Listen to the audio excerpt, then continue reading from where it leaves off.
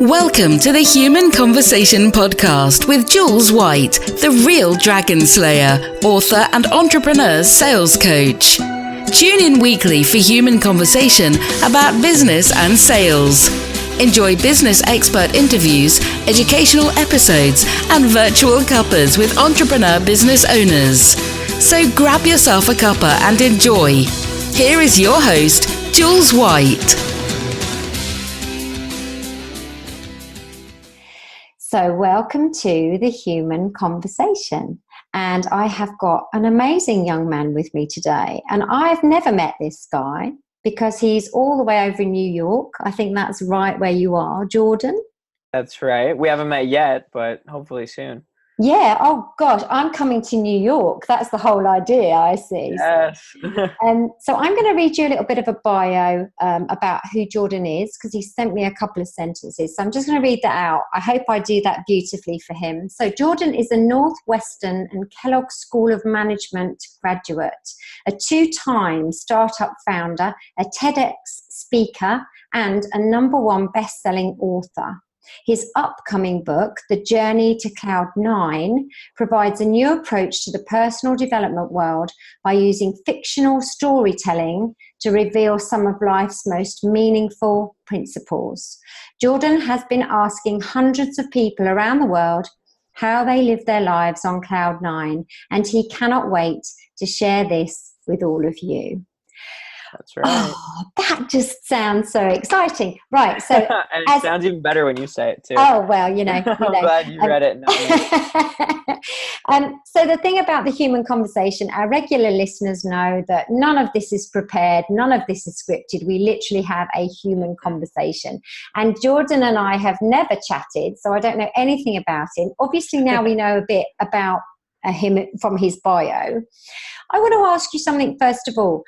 Northwestern and Kellogg School of Management. Now, This sounds to me like this is quite a good place to go. So, is it?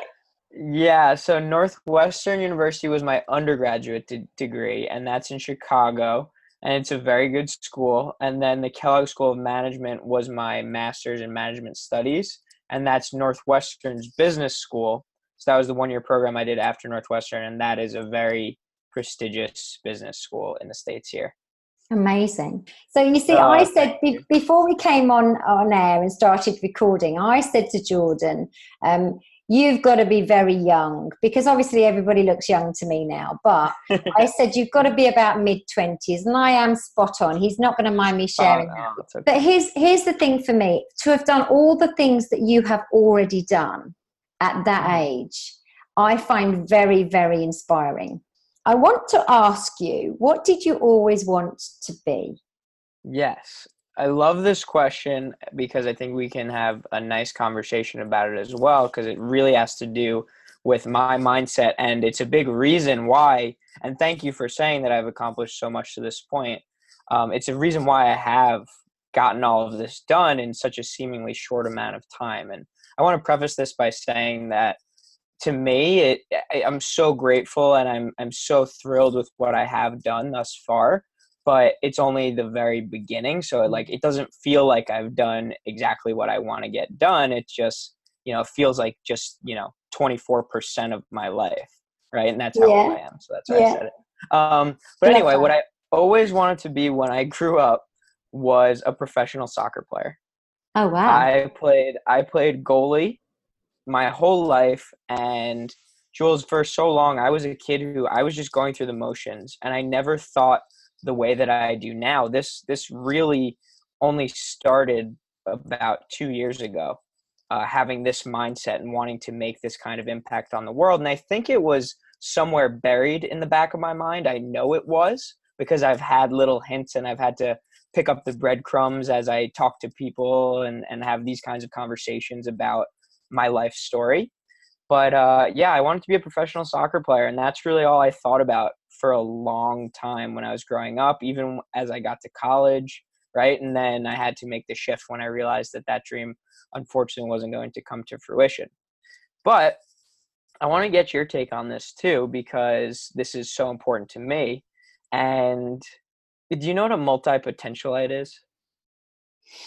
Well, I've got to guess it means that you think that there's an awful lot of other things you could do. Yeah, you're right. So you're exactly right. And I know you are a phenomenal TEDx speaker, and my TEDx talk just came out as well. But there's one of my favorite talks is about the word multipotentialite. And basically this woman says on stage that she was asked what she wanted to be when she grew up. And she said astronaut or something, right? But then she also said, and I want to be a teacher, and I want to be an athlete, and I want to be this, and I want to be that. And basically the adult who asked her said, slow down, like you got to choose one thing. But what she said, especially now where she is in her life, was you don't have to choose one thing. No. And the question we should be asking children is more so, what else do you want to be when you grow up? So it doesn't intimidate them or limit them to one particular career path. Amazing. I love it. I mean, I think, in all honesty, I think there's a whole lot of things we can be doing with our children that we don't do. In the UK, I think we're very stuck in our structure and curriculum, and we're moving. And it's slow, but we're moving. We're introducing new things and new concepts. But, you know, if you can't teach children at such an early age these amazing lessons that actually I've taken all my lifetime so far to learn, I want to take those and I want to now teach. I mean, I've got my 14-year-old son, so I'm teaching him. But I want us to teach our children this stuff now, this early, because it's 100%. So important, isn't it? It really is. Yeah. It really is. Yeah, yeah. So I love that you have this, what else do you want to be? What a fantastic phrase. That's I'm just holding that thought now because I love that. I've taken a golden nugget from that. So, you know, the other thing about saying, you know, what I want to be as one singular thing is that if you don't achieve it, it can actually be completely demotivating. What was your trigger that suddenly got you thinking about the fact that you can have this different mindset? What happened? Yeah, so I'll go back to the soccer story and understanding that I wasn't going to be what I thought I was going to be when I grew up, right? And it was my senior year of high school, and that's a big recruiting season, and I put 25 schools on a list that I wanted to go to and play soccer at, and I reached out to all the coaches, so it was very relationship based at first, a lot, and I mentioned these little skills because this whole experience has led to the skills that I use every day now as an entrepreneur, as somebody trying to grow something on my own and advocate for myself. So basically there I was connecting with coaches and then getting them to come to my games, watch me play, invite me to their camps, and ultimately ask me to be on their team, right? So 25 quickly lessened to about 10, which lessened to about 5, which were all schools that I could see myself at, good academic institutions, strong soccer programs. And at each of these 5 schools, it came down to me and one other person. And I remember each of the conversations where they would just tell me, you know what, we've really enjoyed watching you play, and you're a great kid, but you're not tall enough, and you're a great kid, but we see more potential in the other guy, and you're a great kid, but if you get in here, you can walk onto the team, right? So it didn't work out for me. With that being said, it didn't stop me from wanting to fulfill this dream that I set out for myself, right? So I got into Northwestern based off of academic merit. And once I got in, I said, I'm still going to be on the team. I wanted to play soccer in college. I'm going to play soccer in college. I trained from November until June, got in touch with the coach, again, very relationship based. I persevered through, fully engaged in this soccer world. Ultimately was invited to a tryout, performed well enough to be asked to be a practice player on the team, where, you know, in my mind, I did it. I was asked to be on that team. It ultimately didn't work out. Practice player turned into not traveling with the team and too much of a commitment for actually being a part of the team. So ultimately, I did not do the team for more than a couple of weeks. But anyway, what it showed me in that experience was that it is okay to fail. And like I told you, Jules, I was somebody who I was very by the book. I was very going through the motions, right? And I didn't fail in school. I got very good grades. I never failed sports wise, I was always one of the best. I never failed relationship wise. I always had a lot of friends, right? But this was really the first time where I was, kicked to the ground, and I had to show myself that I can get back up. And I put myself in a situation where I got back up. I got to being on the team. And then even when I wasn't on the team anymore, I had still lived my life in the other areas so that everything was fine. Right. Yeah.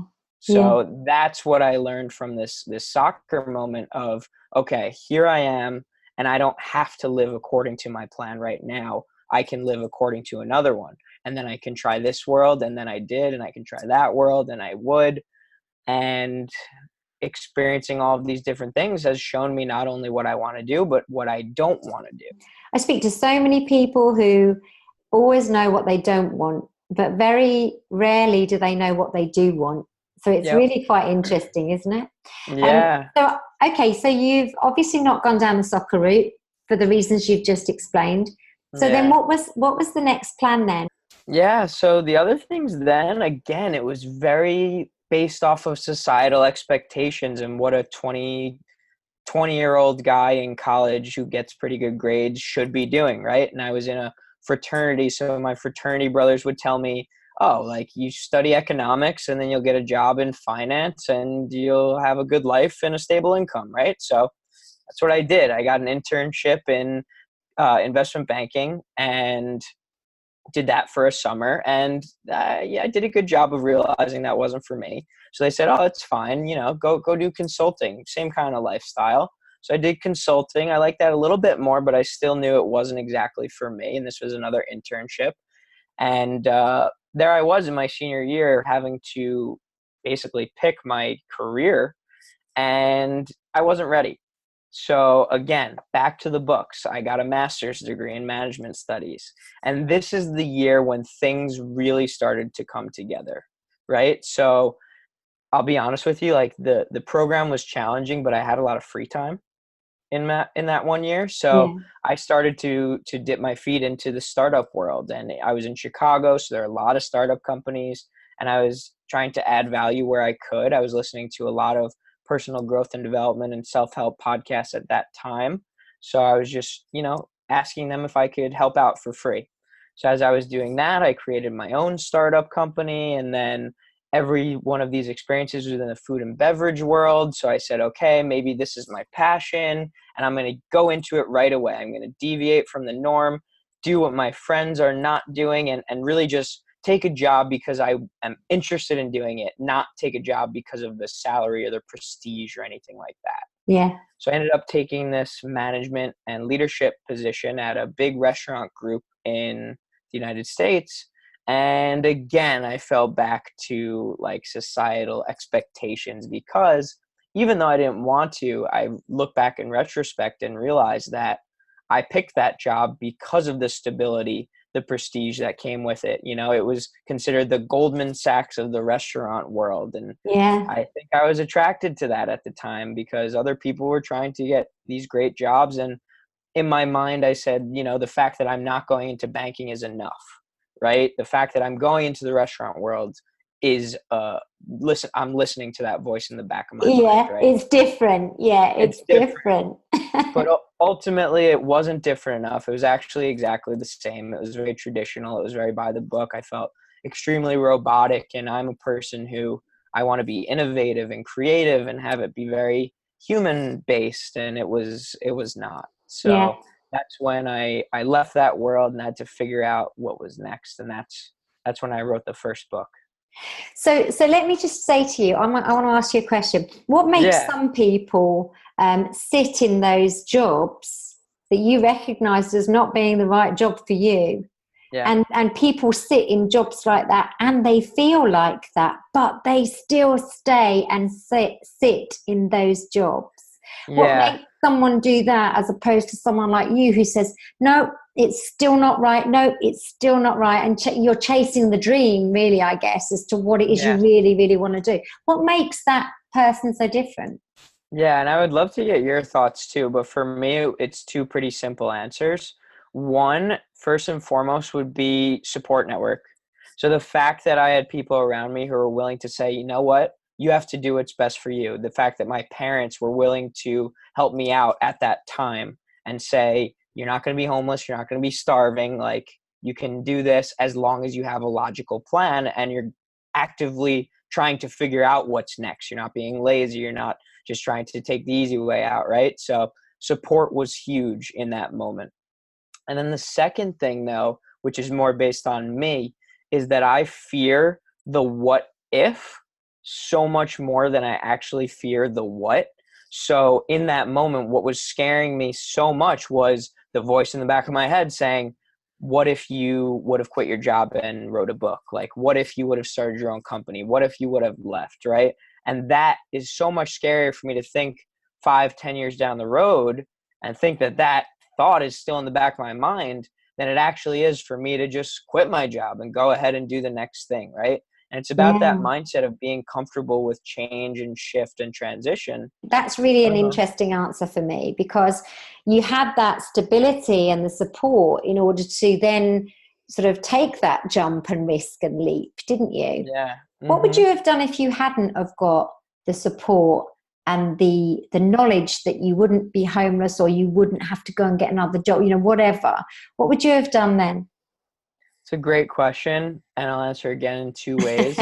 One, I would say I would have tried to find it, right? So whether that be through mentors who I personally knew, who I wanted to give me the okay in going ahead and doing what I wanted to do, or that even being through mentors who I did not know, people who I was listening to on podcasts who were saying, I was homeless for a year. I lived on a friend's couch for a year, right?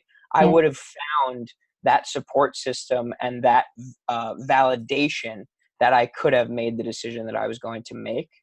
But then the second answer would have been, I just wouldn't have done it as impulsively or immediately.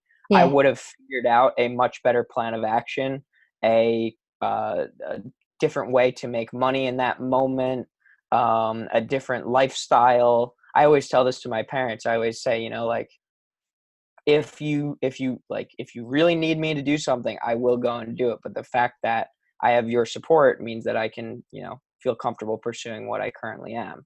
Yeah, So definitely. I would have been more planned with the approach, maybe even have stayed in that job for a little bit longer until I figured out what was next. Or I would have taken on this thing that was next as a side gig for a little while and then made the transition over, because what I ultimately did was I quit and then I figured it out. Yeah. And it's interesting because my situations when I started my first business, the one you heard about in my TEDx, and the business that I now run, I started 2 years ago. Both of those situations I was in were with absolutely no support around me in many ways. The first time I was married, but I'd only just had a baby. So it was a huge risk for me to suddenly just start a business. And then this time round, 2 years ago, I didn't have a partner. I didn't have mum and dad still around. I was very, very much on my own with 3 months redundancy money. And yet, you sort of talked about this. What's my take on it? I don't know whether there's just something in you as a person that is just, it's very entrepreneurial trait, I think. It's just, you've got to take that leap and the risk. And for the same reasons as you, what if I hadn't tried it? What if I hadn't done it, So I think we're very alike in many ways. Obviously, you're just like a few years kind of, a lot of years just younger. Just a couple. So it's great just to have discussed that question, because I'm just interested in the psychology of these things, because being so young and doing it, I didn't do my journey until I was 36 years old in terms of running my own business. So that was much later than you. So you wrote a book. First book, Your first book. And we must say that because there's another one.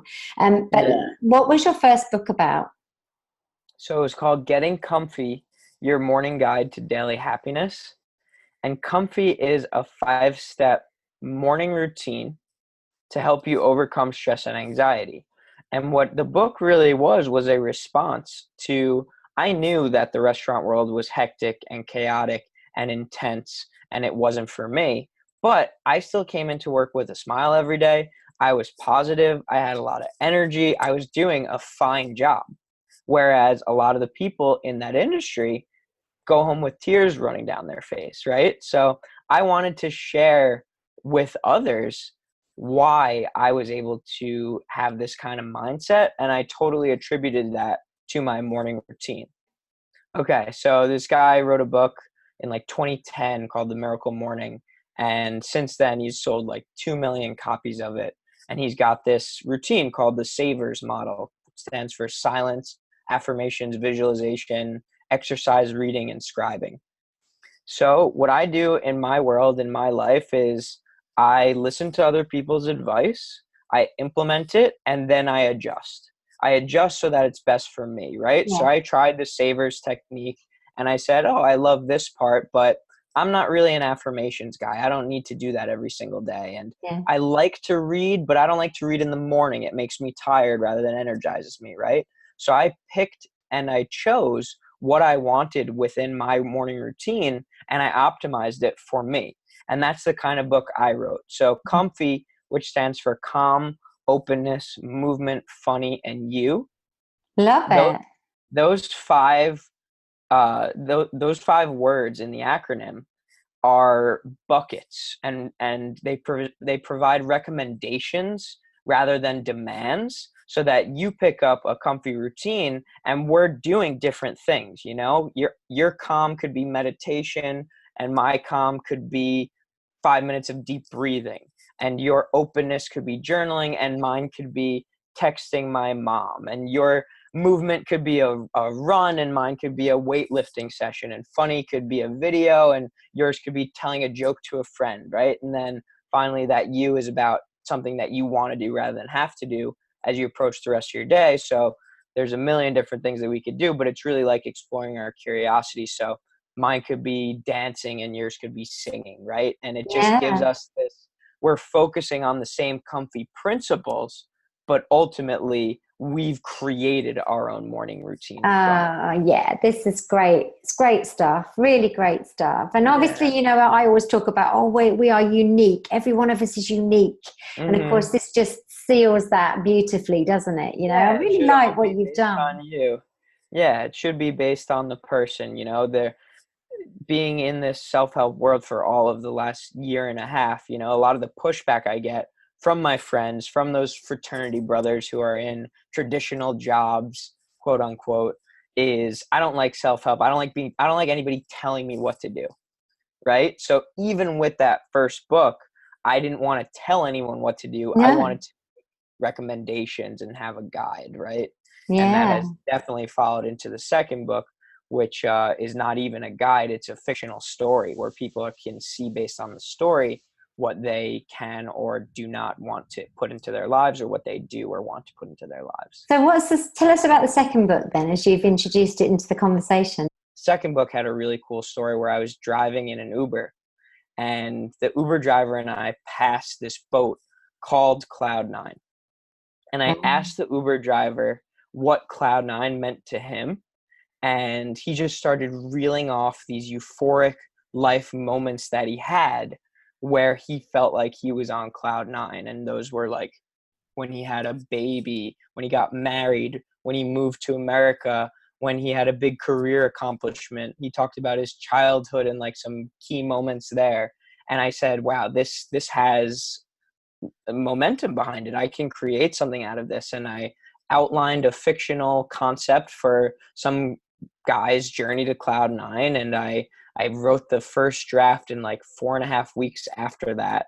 Wow. And it was crazy, the coincidences that occurred, and the stories that I was able to tell. And ultimately what I did was I wrote a book where, like I kind of mentioned with my own story, the protagonist has led a life based on societal expectations and norms and what other people want him to do. And you see that this has led to a life of isolation and depression. But what I also do in the book is I present his Cloud9 life, where he travels from cloud to cloud to cloud, Cloud1 all the way to Cloud9, and is able to relive some of those important choices in his life that he originally made based off of society, but now he makes the choice based on himself and what he wanted to do. So he's able to see what Cloud9 looks like for him had he made those choices. And I use the story from the Uber driver and these conversations that I've had with so many different people in order to pick out what those clouds are and how we should be living sort of according to these clouds. I love that. That's so cool, isn't it? It's really fun, really fun. So have you published your second book now? Is it actually published? No, so the first book I self-published. Okay. And the second book I'm doing boutique publishing. So boutique publishing, we have something here in the UK called hybrid publishing, and it's kind of that middle place between a publishing house and the self-publish. So you know, you just get that extra support. Like I did a hybrid publish. I had my book cover designed, a proper edit, you know, and that kind of stuff, which I just felt more comfortable with. It cost me a fee. Which you know wasn't too bad actually in the grand scheme of things, but it just meant that I had a really nice professional book that if I just self-published, I'm not sure I would have known enough about it to have self-published. Exactly. So, Same thing. So did your first book go on Amazon? Yes. Yeah. Great. So you could still get it now if any of the listeners are thinking, gosh, I need to look at these books, you know, because it's there. Great. So your second book is due to publish when? Have you got an idea? 6 months from June 5th.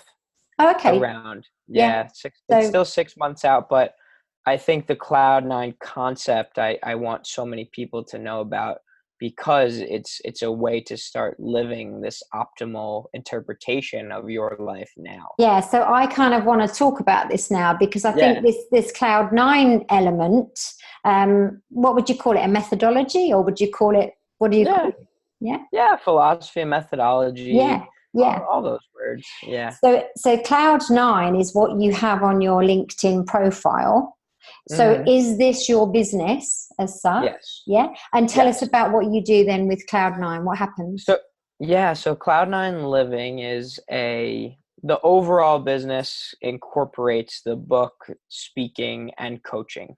Cloud9 Coaching is where I work with people one-on-one to help them gain an understanding of what purpose and fulfillment and meaning looks like in their lives. It's sort of people who feel stuck, who want to move forward based off of an actual life that they want to live, this Cloud9 life. So that's the coaching side of things.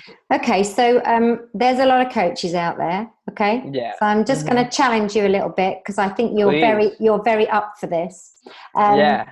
So certainly in the UK, there's many coaches, and I guess the kind of secret is to stand out from the crowd and just have something different. And you know, with me, I've done my live it, love it, sell it to try and stand out from other sales coaches, because it's my own methodology. Yep. So how do you stand out from the crowd with Cloud9? Yeah, totally. So there is a methodology to it. It's a 4-part process where the first part is actually the first book, and we go through a getting comfy process where you are able to figure out ways to calm yourself, to open up, to move, to focus on smiling, and to then find and start exploring a curiosity. So that's the first bit. And then the second bit is actually experiential learning, where you're going out into the world and you know, you are going to that networking conference, or you are going to that dance class and starting to explore what you actually think is going to light you up in the world. A super unique part of it is the third part, where I actually advocate for experiencing things that you know you're going to fail at, or you know you're going to dislike or not enjoy. And the key there is to have an awareness and an intentionality to it, where you go ahead into that experience looking for things that you do like, right? So an example I like to give is, maybe I don't like dancing, but when I take a dance class, do I like the fact that the instructor is telling us what to do? And how do I transfer that over to my real life, right? So maybe that means I need something where I'm going to be told what to do, more of a traditional job, or maybe I liked having a one-on-one type of relationship with the instructor. So maybe whatever I do, I know I need to have a mentor, right? So Yeah. that's what you're trying to learn from that experience. And then after that, so I got certified in Marshall Goldsmith stakeholder centered executive leadership coaching.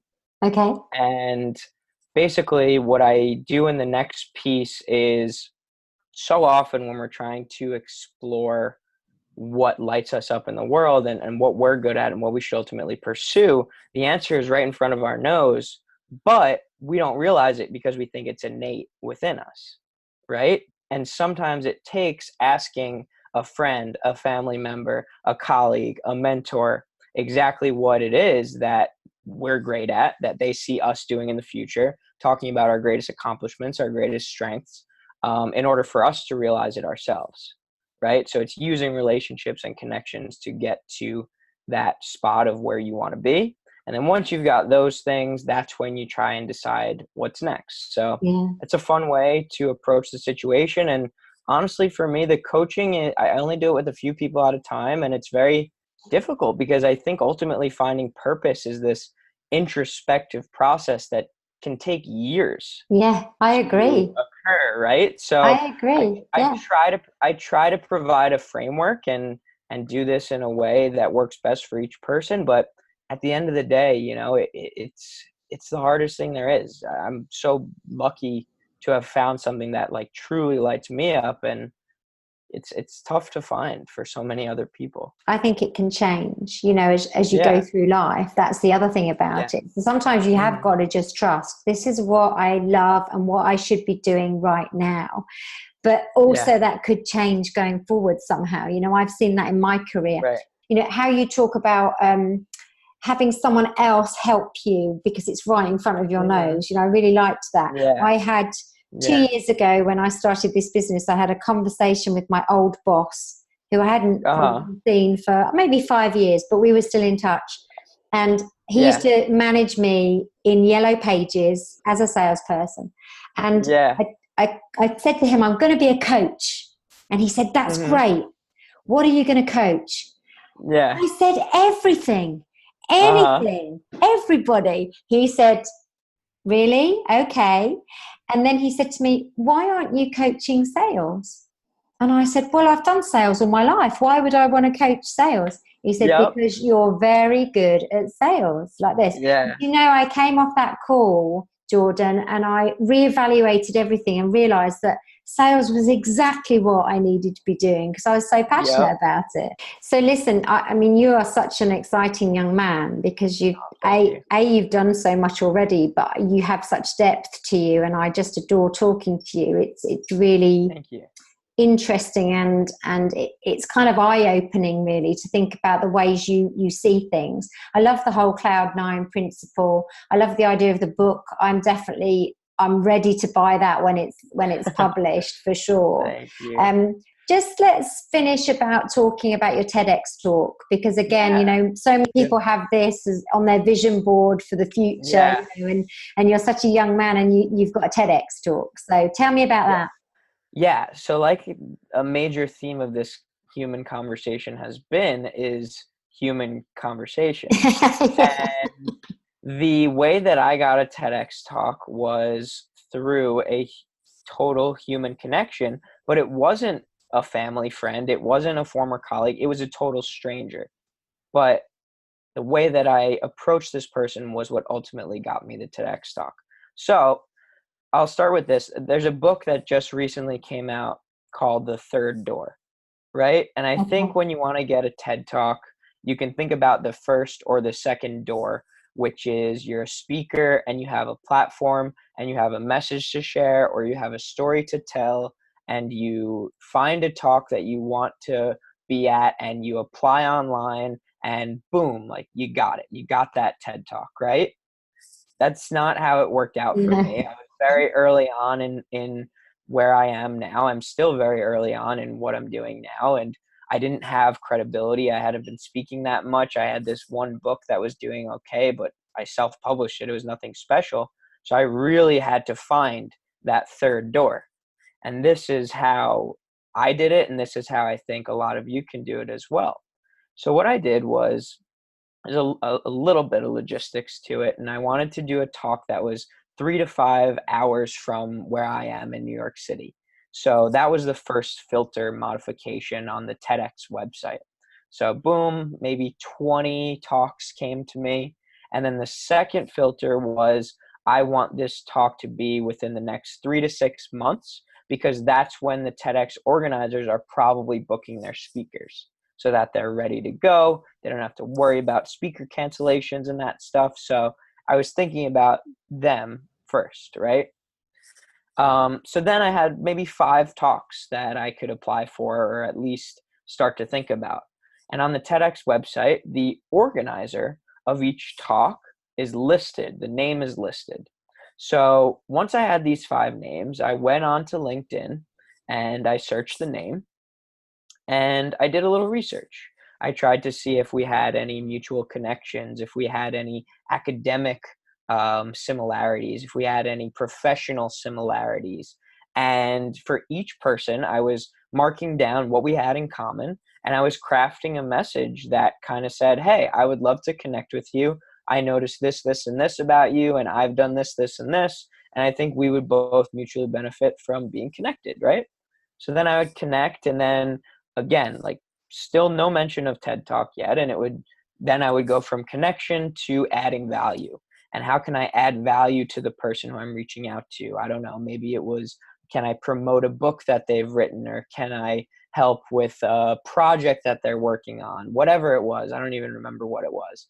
And that was the conversation afterward, right? So here I am talking to these 5 people, or I think only 3 of them answered. And ultimately, I was able to start to talk about what I was doing.